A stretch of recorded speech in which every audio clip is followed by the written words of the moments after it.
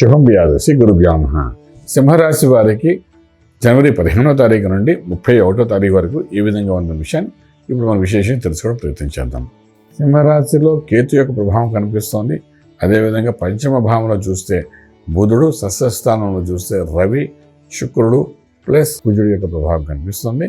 సప్తమ స్థానంలో మనం చూసినసరికి మనకు రాహు యొక్క ప్రభావం కనిపిస్తుంది. అష్టంలో మనకు శనీశ్వరుడు యొక్క ప్రభావం కనిపిస్తుంది. అదేవిధంగా లాభస్థానంలో మనకు బృహస్పతి యొక్క అనుగ్రహం పూర్తిగా కనిపిస్తుంది. ఇది ఇలా ఉన్నప్పుడు ఆర్థికంగా, వ్యవహారికంగా ఎన్ని కష్టాలు పడినప్పటికీ కూడా ఆఖరిగా లాభదాయకంగా ఈ 15 రోజులు బయటపడతారు తప్ప నష్టం అనేది జరిగే అవకాశం వ్యాపార రీత్యా, ఉద్యోగ రీత్యా మనకి ఏమి కనిపించదు. అంతా లాభదాయకంగానే కనిపిస్తోంది. ఏమాత్రం మనం భయపడక్కర్లేదు. కానీ ఇక్కడ మనం చూసుకునేటప్పుడు అంటే ఆరోగ్య విషయము, అదేవిధంగా మన యొక్క మానసిక ఒత్తిడి అనేది చాలా విపరీతంగా కనిపిస్తుంది. దీనికి మూడే కారణాలు ఏంటంటే, ఒకటి ఆ షష్ఠ స్థానంలో ఉన్న 3 గ్రహాల కూటమి ఏదైతే ఉందో అది, సప్తంలో రాహు, అష్టంలో ఉన్న శనీశ్వరుడు, ఈ 3 వరుసగా ఏంటంటే మీకు మానసిక ఒత్తిడి తీసుకొచ్చేటట్టు కనిపిస్తుంది తప్ప యోగం ఇవ్వట్లే. ఈ ఒత్తిడిని బయటపడుతూ ఆ తర్వాత ప్రాఫిట్ తీసుకొచ్చే అవకాశాలు కనబడుతుంది అన్నమాట. సో ఇదేంటంటే ఆరోగ్య గురించి ఇబ్బంది పడే అవకాశం ఉంది. భార్యాభర్తల మధ్య అన్యోన్యతలో కొంత మానసిక ఒత్తిడి వచ్చే అవకాశం ఉంటుంది. అదేవిధంగా డాక్టర్లు భయపెట్టించిన దాన్ని బట్టి మనం ఏంటంటే ఏదైనా జరుగుతుందేమో అని భయపడే అవకాశం ఉంటుంది.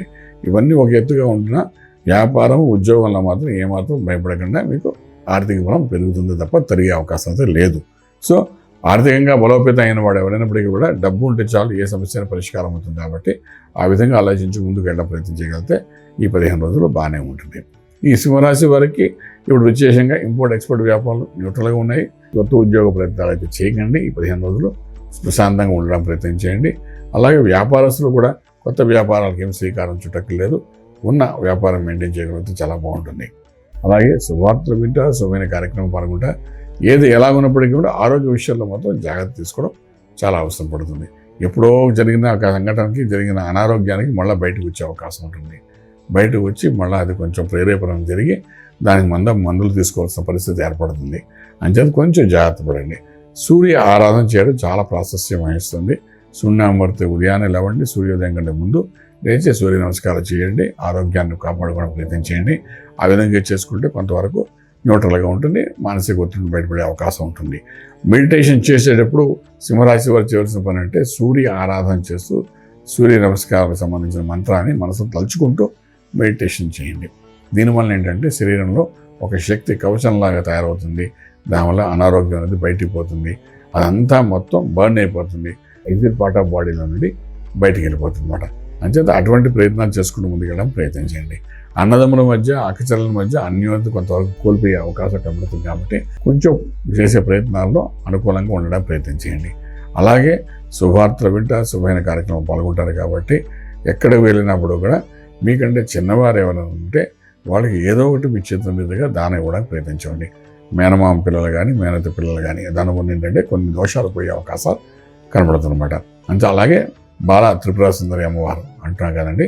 అలాగే చిన్నపిల్లలు ఎవరైనా కనబడితే వాళ్ళకి ఏదో ఒకటి వాళ్ళకి తృప్తి పడేటట్టు ఇవ్వడానికి ప్రయత్నించండి. దీనివల్ల కొన్ని దోషాలు పోతాయి. ఇవన్నీ చేసుకుంటూ వెళ్ళగలిగితే ఈ 15 రోజుల్లోనే కొంత పరిస్థితి అనుకూలంగా ఏర్పడే అవకాశం ఉంటుంది. రాజమార్గంలో రాజ్యం పొందగలుగుతారు. శుభం వ్యాధ.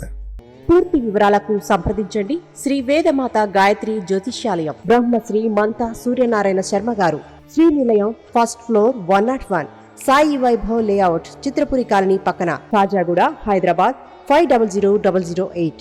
సంప్రదించవలసిన ఫోన్ నంబర్ 8855559147, 8855559148, 9849996644.